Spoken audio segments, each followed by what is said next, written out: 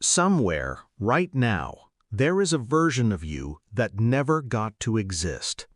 Not because you failed, not because you were not talented enough or smart enough or ready enough.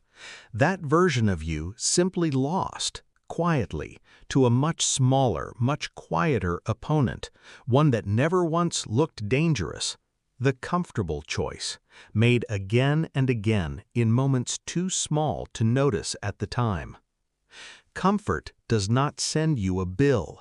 There is no invoice waiting in your inbox for the risk you did not take, the conversation you avoided, the year you spent exactly where you already were because it simply felt easier to stay. Comfort never announces its price out loud in one dramatic moment you could clearly see and refuse. It simply, quietly collects it, a little at a time, in a currency you rarely notice you are spending, until one day you look up and realize how much of it is already gone. Most people believe comfort is free. It is the most expensive thing many of them will ever own, and they will never see the total, because comfort never presents it all at once. It presents it one small, reasonable decision at a time, disguised every single time as simple common sense. By the end of this video, you will understand exactly what comfort actually costs, why your mind is wired to protect it fiercely, even when it is quietly working against you, and what real psychological research says about the surprising, uncomfortable place where real growth actually happens. You will also learn precisely how to pay a small, manageable price now, deliberately, instead of a much larger one later, without ever noticing you agreed to it.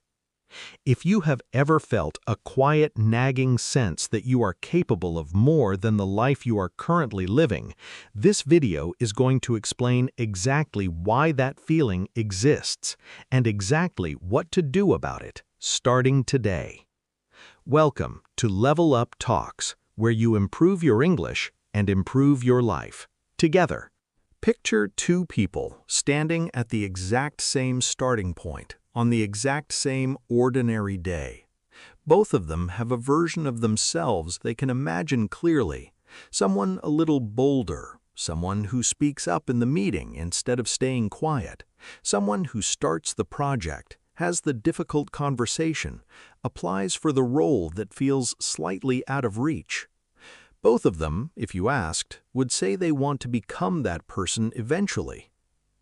The first person waits for comfort to feel ready on its own. Every time an opportunity arrives that requires some discomfort, a hard conversation, an unfamiliar challenge, a small risk, they quietly choose the easier, safer, more familiar option instead. Not because they are lazy, because comfort feels, in the moment, like the obviously reasonable choice. Why suffer unnecessarily, they reason, when staying comfortable is right here, available, free of charge? The second person does something smaller and stranger. They do not chase discomfort for its own sake, and they do not punish themselves for wanting an easy life. But when a moment arrives that asks something slightly uncomfortable of them, they notice the pull toward comfort, and they choose, deliberately, to pay that small price anyway, on purpose, before life eventually forces a much larger one on them without asking. A year later, the first person is standing in almost exactly the same place, not because nothing happened to them, because quietly, consistently, they let comfort make the decision every single time it was offered a vote.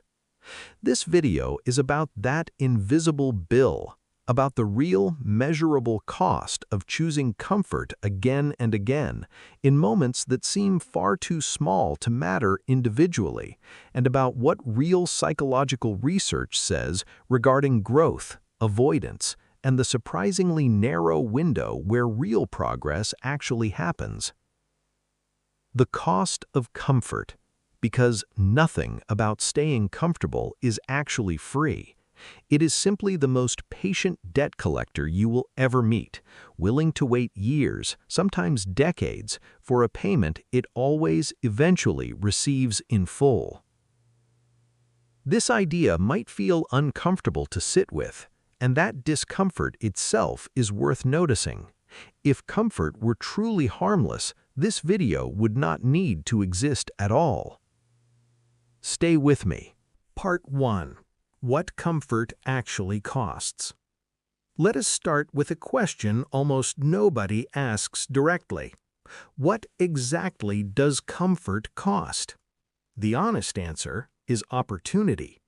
Every time you choose the comfortable option, the familiar option, the option that asks nothing difficult of you, you are not choosing nothing. You are choosing against whatever the uncomfortable option might have produced instead. A harder conversation you avoided might have repaired a relationship. A risk you did not take might have opened a door that never appears twice. A skill you did not practice because practicing it felt awkward and slow might have become the very thing that changed your career. This cost is almost invisible in the moment because it is a cost of absence, not of presence. Nobody feels the sting of an opportunity that was never taken the way they feel the sting of a mistake that was made. Comfort's price is paid in a currency you cannot see disappearing, only in a total you eventually notice is smaller than it should have been. There is a second, quieter cost, too, the erosion of your own trust in yourself. Every time you choose comfort over a moment that genuinely called for courage, some small part of you notices, not loudly, not dramatically, but your own mind is always quietly keeping score, and a long pattern of choosing the easy path teaches you, slowly, convincingly, that you are simply not the kind of person who does hard things. This belief, once it settles in, becomes its own kind of debt, one that makes every future uncomfortable choice feel even harder than it needed to. There is a third cost, too, one that rarely gets named clearly: the cost paid by the people around you. A relationship that never receives an honest, slightly uncomfortable conversation slowly grows distant instead of closer. A team that never hears the difficult but necessary feedback slowly drifts instead of improving. Comfort's bill does not always arrive addressed only to you.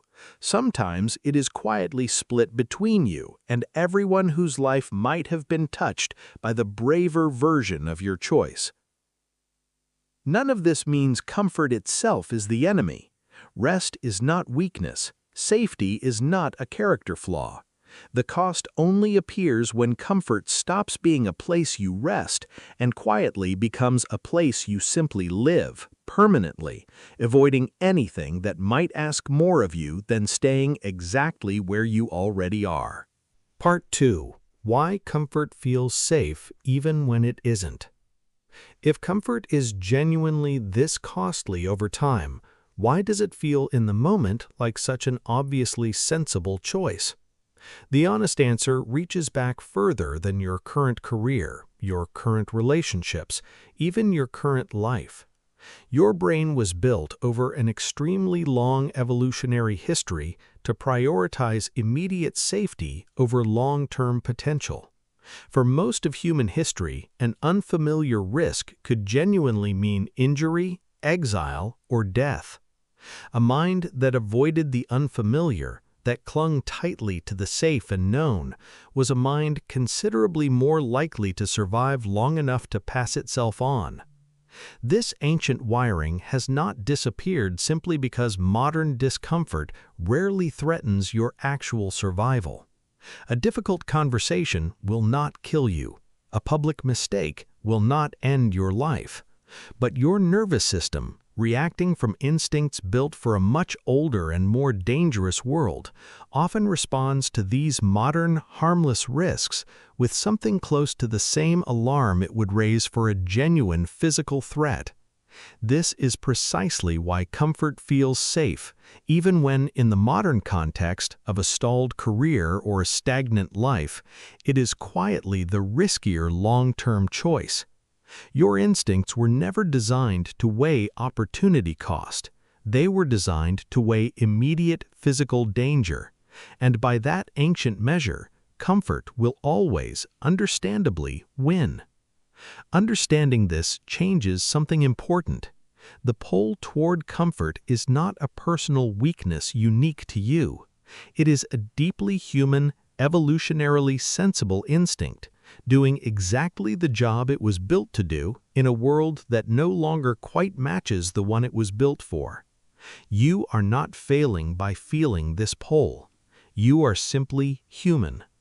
The only real question is whether you let that ancient instinct cast the deciding vote in a modern decision it was never actually designed to make.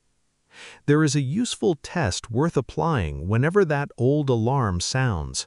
Ask yourself honestly, is this genuinely dangerous or is it simply unfamiliar?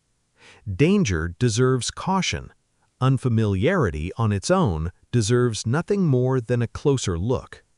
Most of the discomfort standing between you and the life you actually want belongs entirely to the second category, mislabeled as the first by a mind doing its ancient job a little too enthusiastically. Part 3. The Story of the Long, Comfortable Detour. Let me tell you about a woman named Priya, who spent nearly 6 years quietly choosing comfort one reasonable decision at a time without ever once feeling like she was making a mistake. Priya worked a stable job she did not love but did not hate either. It paid reasonably well. It asked little of her beyond showing up, doing familiar work, and going home. Early on, she had genuine ambitions, a specific career she wanted to move toward, one that would have required a difficult transition, some risk, some real discomfort along the way. Every year, she told herself she would begin working toward it soon. Every year, something reasonable came up instead. The timing was not quite right. The risk felt too large just now. It would be easier to start after this next promotion, this next raise, this small increase in comfort and stability. None of these individual decisions felt wrong in the moment. Each one, taken alone, seemed like ordinary, sensible caution. It was only when Priya turned 34, looking back across 6 years that had passed with startling speed, that she recognized the pattern clearly for the first time. She had not failed at her ambition, she had simply never actually paid the small, uncomfortable price required to begin it. Not once, not really, choosing instead, again and again, the version of each year that asked the least of her. The moment that finally shifted something was smaller than she expected. A former colleague, someone she remembered as considerably less confident than herself years earlier, reached out to reconnect and mentioned casually that they had just made the exact transition Priya had been quietly postponing for 6 years. They described it honestly, the risk, the difficult first year, the discomfort of starting over. They did not describe it as easy, they described it as worth it. Priya felt something complicated hearing this, not quite envy, closer to a kind of grief for 6 years of small, reasonable choices that had quietly added up to a much larger cost than any single one of them had seemed to carry. She realized uncomfortably that comfort had never once presented itself as the enemy. It had always arrived disguised as sensible caution, one small, forgivable decision at a time. Priya did not make a dramatic change overnight. She could not afford to, financially or otherwise, and this video is not suggesting dramatic overnight leaps are the answer. But she made one small, deliberately uncomfortable decision that same month. She reached out to 3 people already working in the field she had wanted to enter for 6 years, asking honestly for their advice, something that had always felt too exposing, too risky, too uncomfortable to attempt before. It was a small price, an hour of mild social discomfort spread across 3 brief conversations, but it was the first uncomfortable price she had actually paid toward that goal in 6 years, and something about actually paying it, rather than continuing to postpone it, began, slowly, to change the pattern that had quietly run her life for so long. It was not a straight path forward from there. 2 of the 3 people never responded at all. The third responded politely but briefly, offering little real guidance. For a moment, Priya felt the old, familiar pull returning, the quiet, reasonable voice suggesting that perhaps this had simply confirmed the timing was wrong after all, that she should wait, once again, for a clearer sign. She recognized the voice this time, though, for exactly what it was. She sent 2 more messages the following week to 2 entirely different people before the old pattern could fully reassert itself. Part 4. What real psychological research actually says about comfort and growth. Because it explains precisely why Priya's 6 comfortable years cost her so much more than she initially realized. Psychologists Robert Yerkes and John Dodson, in research now over a century old and still widely referenced today, identified what became known as the Yerkes-Dodson law, the finding that performance and growth tend to improve with increased psychological arousal or challenge, but only to a certain point, after which excessive stress begins to harm performance instead. Crucially, this research found that performance at very low arousal, meaning very high comfort, is also weak, meaning both too much stress and too much comfort limit growth, with the strongest results occurring in a moderate zone of manageable challenge. This research offers a precise, useful reframe of comfort's cost. It is not simply that discomfort is good and comfort is bad. It is that a life lived entirely within comfort keeps a person permanently in the low arousal zone this research associates with weak performance and minimal growth, never quite reaching the moderate, productive discomfort where real development actually tends to occur. There is also substantial research on avoidance behavior and anxiety, including influential work by psychologist Edna Foa on exposure-based treatment, which has consistently found that avoiding a feared or uncomfortable situation provides short-term relief but tends to reinforce and even strengthen the underlying fear or discomfort over time, while gradual, repeated exposure to that same discomfort tends to reduce it substantially. This finding captures precisely what happened to Priya across 6 years. Each act of postponement provided immediate, short-term relief, the comfortable feeling of avoiding risk for 1 more year. But according to this research, that same avoidance likely made the eventual first step feel harder, not easier, the longer it was delayed, exactly the pattern Priya described feeling by year 6.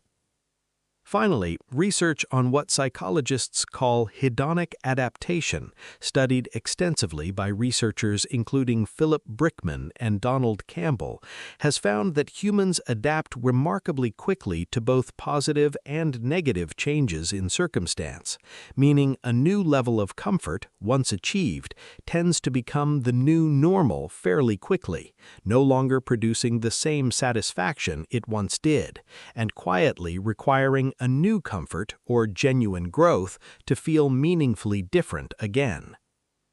This helps explain why Priya's comfortable job, despite genuinely improving in small ways year after year, never actually made her feel as satisfied as she expected each increase to deliver. Comfort, once adapted to, stops paying real emotional dividends, quietly pushing a person to need still more comfort just to feel the same. A treadmill that discomfort and genuine growth, by contrast, tend not to produce in the same way. One further closely related idea comes from research on what is sometimes called the sunk cost of avoidance, drawing on broader behavioral economics work associated with researchers such as Daniel Kahneman and Amos Tversky, whose studies of loss aversion found that people tend to weigh potential losses considerably more heavily than equivalent potential gains. Applied to comfort, this suggests part of why postponement feels so persistently reasonable. The discomfort of the uncomfortable action feels vivid and immediate, while the gain it might produce feels abstract and uncertain, tilting the mental scale toward avoidance even when the long-term math clearly favors action. This loss aversion pattern likely explains why Priya's rational mind, by any objective measure, understood the value of the career change for years, and yet her decisions consistently followed the more vivid, immediate discomfort rather than the abstract, distant gain. Knowing this pattern exists does not make it disappear entirely, but it does make it considerably easier to recognize the moment it starts quietly tilting a decision. Taken together, this research points to something worth holding on to clearly. Comfort is not restful in the way it advertises itself to be, not when it becomes a permanent address rather than an occasional visit. Real, lasting satisfaction and real growth both live, according to this body of research, in roughly the same uncomfortable, moderately challenging place, the exact place comfort spends its entire existence quietly steering you away from. Part 5. 8 Ways to Pay the Small Price on Purpose. So how do you actually apply this, starting today, without swinging into the opposite extreme of constant, exhausting discomfort?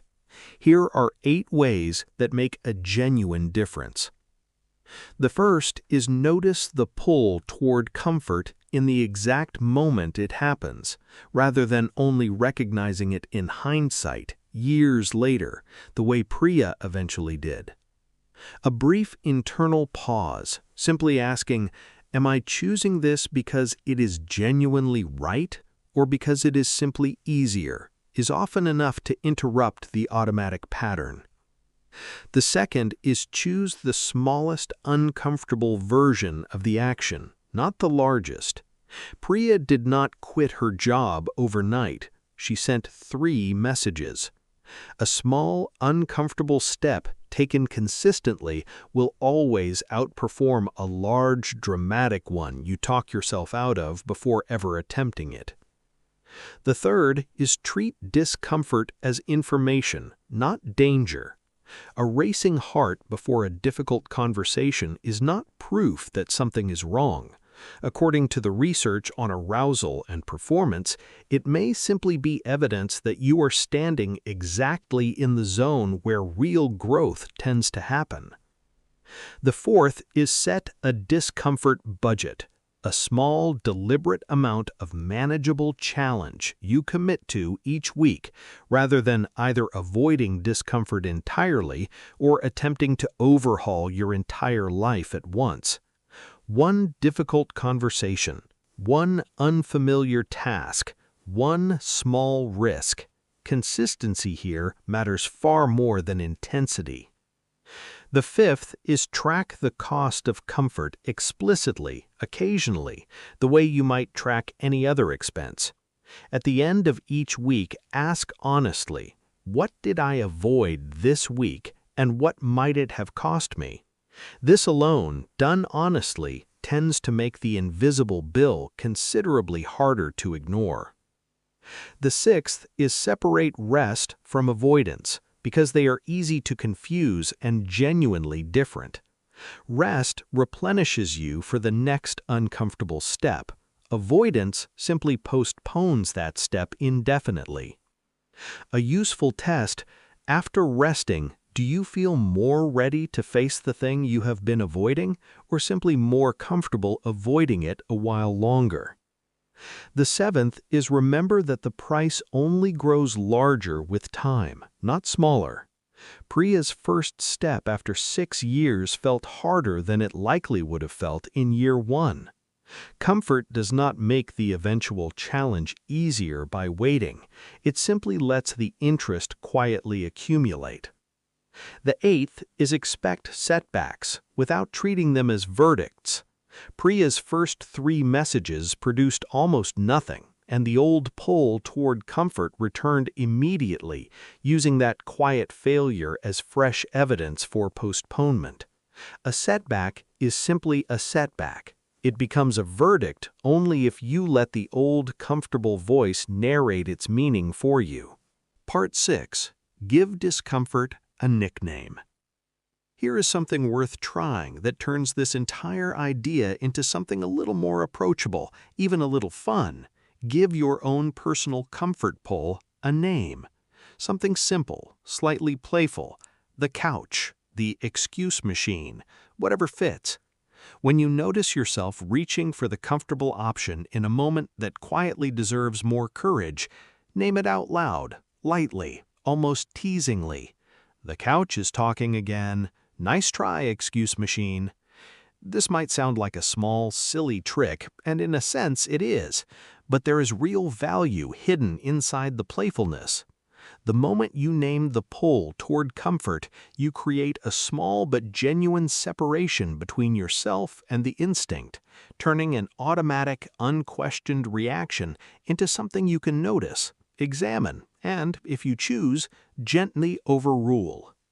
A pull you can name out loud with a slight smile is considerably easier to walk past than one that simply operates silently, unnoticed in the background of every decision you make. This is not about shaming yourself for wanting comfort. Everybody wants comfort, constantly, understandably. It is simply about making the pull visible enough and light enough that choosing differently becomes an actual choice, rather than something that happens to you automatically, decision after decision, without you ever quite noticing you agreed to it. Some people find it helps to give the pull a slightly ridiculous voice too, something exaggerated, something almost cartoonish when they imagine it speaking. The more absurd the voice sounds in your own head, the easier it becomes to recognize its suggestions as exactly what they are, a comfortable, familiar argument, not a wise or objective one, however reasonable it always manages to sound in the moment. Part 7. This is not hustle culture. There is an important distinction worth making clearly because it is easy to hear a video about the cost of comfort and mistake it for yet another demand to grind constantly, rest never, and treat exhaustion as a badge of honor. This is not that. Genuine rest is not a cost. It is not avoidance, and it deserves no guilt whatsoever. A person who works themselves into constant exhaustion, refusing all comfort permanently, is not defeating this problem. They are simply trading one imbalance for another, one the research on arousal and performance would predict is just as damaging to real growth as too much comfort, since excessive stress, remember, harms performance every bit as much as excessive ease. The goal here is not the elimination of comfort, it is refusing to let comfort make every decision by default, unopposed, indefinitely, the way it quietly did for 6 years of Priya's life. Rest when you need rest. Choose comfort when comfort is genuinely the right choice, not merely the easiest one available. The only real target is the automatic, unexamined pattern. Comfort winning every single vote simply because nobody ever challenged it. It can help to picture comfort not as an enemy to defeat, but as an employee who has quietly been promoted far beyond their actual competence. Comfort is genuinely excellent at certain jobs, recovery, safety, steadiness. It is a poor decision maker for everything else, and the goal is simply to demote it back to the role it is actually good at, rather than firing it entirely. Part 8. Building this awareness into an ordinary week. Building this awareness does not require restructuring your entire life around discomfort. It requires noticing, gently, honestly, the small moments each week where comfort quietly asks for a vote it has not actually earned. This can look different for different people, and it should. For one person, it might mean finally sending the message they have been drafting and deleting for weeks. For another, it might mean speaking up once in a meeting where they would normally stay quiet. For someone else, it might mean simply naming the couch out loud once this week and choosing on purpose to walk past it toward whatever small, uncomfortable thing actually matters. It can also mean building a short, honest, weekly check-in with yourself. 5 quiet minutes, asking simply, where did comfort win a vote this week that it probably should not have? There is no need to judge the answer harshly. The goal is only awareness, since a pattern you can clearly see is a pattern you can eventually choose to change, while a pattern that stays invisible simply keeps running the show unopposed. Over time, these small, deliberate payments, made consciously, on your own terms, quietly prevent the much larger involuntary bill that comfort eventually collects from anyone who avoids it indefinitely, the way it nearly did from Priya across 6 quiet, reasonable years. This is what the cost of comfort really means. Not that comfort is your enemy, but that it was never actually free. And the sooner you start paying its small, manageable price on your own terms, the less it will eventually cost you when life inevitably presents the bill on its own. Part 9. Priya's second message. It is an ordinary Tuesday evening, more than a year after those first 3 uncomfortable messages. Priya sits at her small kitchen table, drafting an email that would have felt 2 years ago entirely impossible to send, an application for a role in the field she had wanted to enter for what is now nearly 7 years. Her hands hesitate slightly over the keyboard. The old familiar pull is still there, quiet but recognizable now, the same voice that spent 6 years finding reasonable excuses to wait 1 more year. She smiles slightly, almost fondly, recognizing it. Nice try, she thinks, not unkindly, and sends the message anyway. It is not a guarantee of success, she knows this. The role might not work out. The discomfort of trying does not disappear simply because she has gotten somewhat better at recognizing it. But something has genuinely changed since that first uncomfortable month of 3 small messages.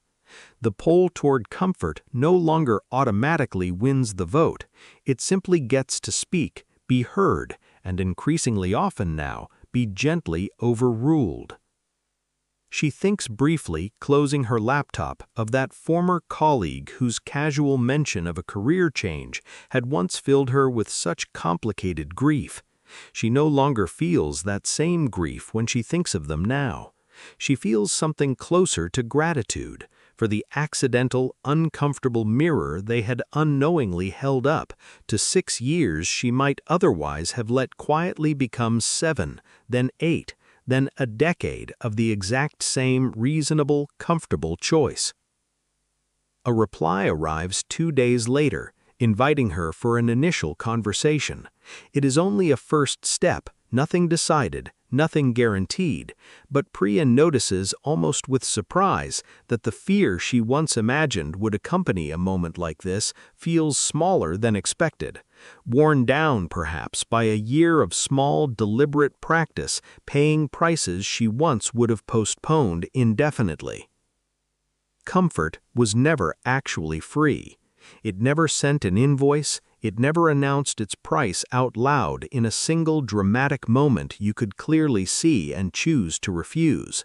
It simply collected, quietly, patiently, one small, reasonable decision at a time, in a currency most people never learn to notice until years have already gone by. You do not need to eliminate comfort from your life. You do not need to live in constant discomfort, chasing exhaustion as though it were some kind of virtue. You simply need to notice, honestly, the moments comfort quietly asks for a vote, and choose deliberately, on your own terms, when to grant it and when to walk past it instead. Because the truth is simple. The small, uncomfortable price paid now, on purpose, will always be smaller than the price comfort eventually collects, on its own, without asking, from anyone who avoids it long enough. So today, notice the pull. Give it a name if it helps, and pay the small price anyway, on purpose, before life quietly hands you a much larger bill for the exact same debt. The cost of comfort. Pay it on your own terms, starting today.